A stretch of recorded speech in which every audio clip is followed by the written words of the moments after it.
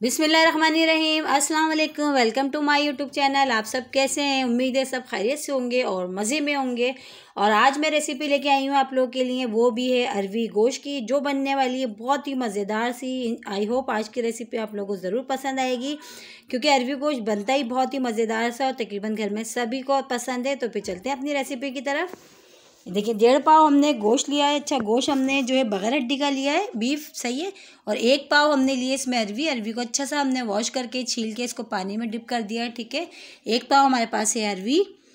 उसके अलावा हमारे पास 2 अदद टमाटर हैं और 2 प्याज हमने लिए, जिसको इस तरह स्लाइस कर लिया। 2 टीस्पून अदरक लहसुन का पेस्ट है। और ये है गरम मसाला। गरम मसाले में काली मिर्च है, लौंग, 1 बड़ी इलायची, दालचीनी के टुकड़े और आधा टीस्पून हमारे पास है ज़ीरा, ठीक है। ये गरम मसाला है हमारे पास। और ये है हमारे पास जो है ड्राई मसाले। ड्राई मसालों में पिसी हुई लाल मिर्च है 1 टीस्पून। 1 टीस्पून हमारे पास है पिसा धनिया, आधा टीस्पून हल्दी है और 1 टीस्पून नमक है, ठीक है। ये हमारे पास ड्राई मसाले जो अरवी गोश्त में हमारे जाएंगे। और ये हरी मिर्चें और हरा धनिया, जो कि एंड है में जो है सालन की जान होती है, ठीक है।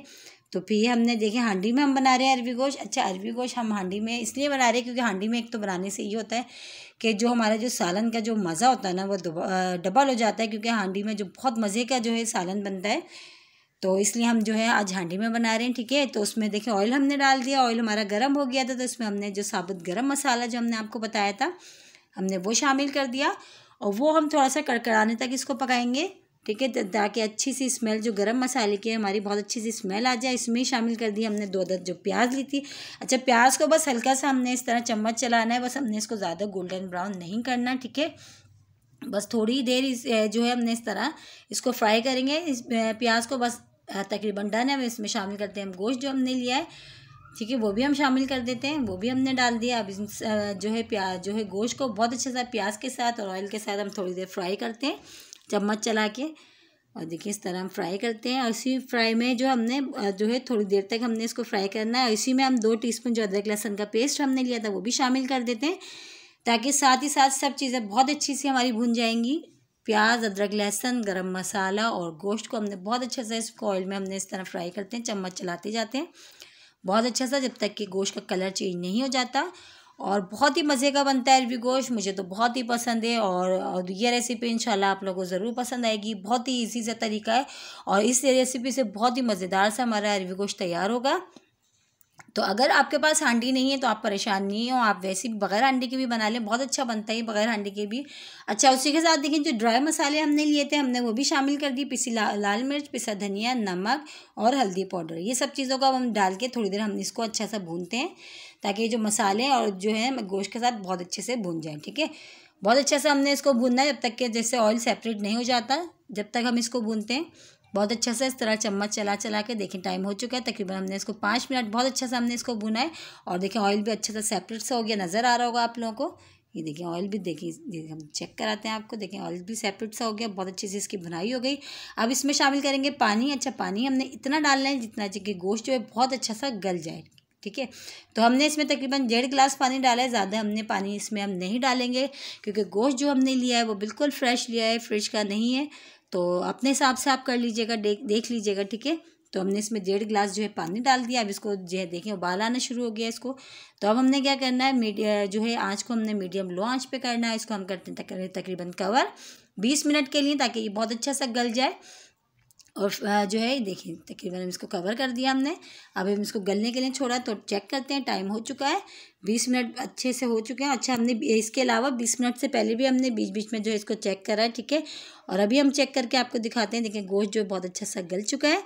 और इसमें अभी देखिए बहुत अच्छी सी जो है ये जो हमने दिखाया आपको, बहुत अच्छे से गोश्त गल चुका है। अब हम क्या करते हैं, इसमें शामिल करते हैं टमाटर। जो हमने 2 अदद टमाटर लिए थे वो शामिल कर देंगे, वो डाल देंगे। देखिए वो भी हमने डाल दिया। और इसी के साथ ही हम अरवी भी इसमें ऐड कर देंगे, ताकि जो है टमाटर और अरवी को फिर हम इसको इसमें पकने देंगे। अच्छा, हमने अभी पानी इसमें ऐड नहीं करना, अभी जिसमें थोड़ा बहुत पानी है, तो इसी में जो है ये अरवी को और टमाटर को हम पकाएंगे थोड़ी देर, ठीक है। अभी हम इसमें बिल्कुल भी पानी नहीं डालेंगे, अरवी और टमाटर डालेंगे और बस इसको चम्मच से अच्छे से इस तरह मिक्स करते हैं, चलाते हैं और इसको फिर कवर करके तकरीबन छोड़ते हैं, ठीक है। देखिए इस तरह हमने टमाटरों को और अरवी को अच्छा सा मिक्स कर लिया इस तरह चम्मच चला के।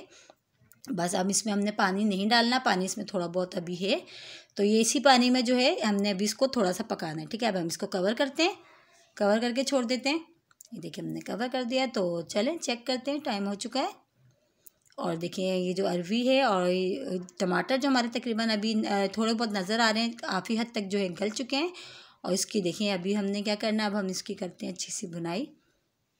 इस तरह देखिए बहुत अच्छी सी हमने इसकी भुनाई करनी है, ताकि ये जो पानी है बिल्कुल खुश्क हो जाए और बहुत अच्छी सी हमारी इसकी भुनाई हो जाए, क्योंकि मसाला हमारा बहुत अच्छा सा भुना हुआ होगा। तो हमारा जो सालन है ना अरवी गोश्त का, जो इसकी ग्रेवी बहुत ही मज़ेदार सी बनेगी। तो हमने इसकी बहुत अच्छी सी भुनाई करना है, ताकि जो टमाटर नज़र आ रहे हैं बिल्कुल भी नज़र नहीं आए। और देखिए हमने जो प्याज इसमें डाली थी वो भी बिल्कुल हल हो चुकी है।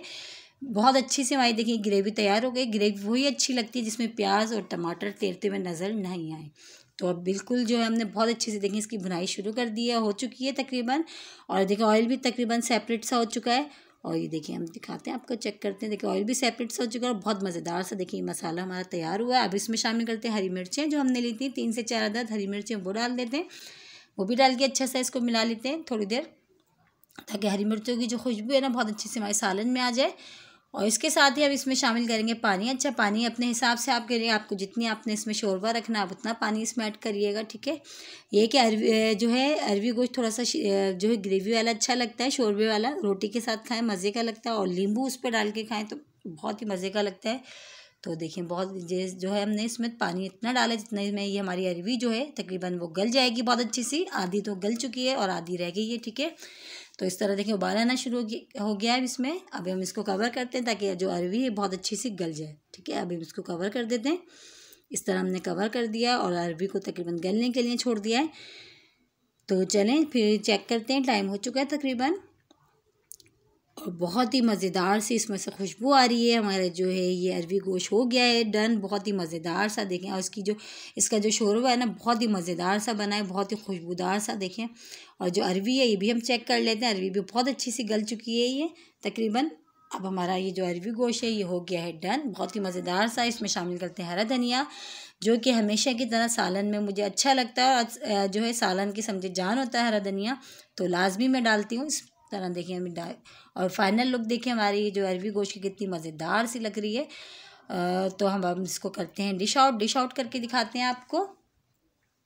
ये देखिए कितना मज़ेदार सा हमारा अरवी गोश्त हो गया है डन। आई होप आज की रेसिपी आप लोगों को ज़रूर पसंद आएगी, और रेसिपी अच्छी लगी है तो लाइक करना नहीं भूलिएगा।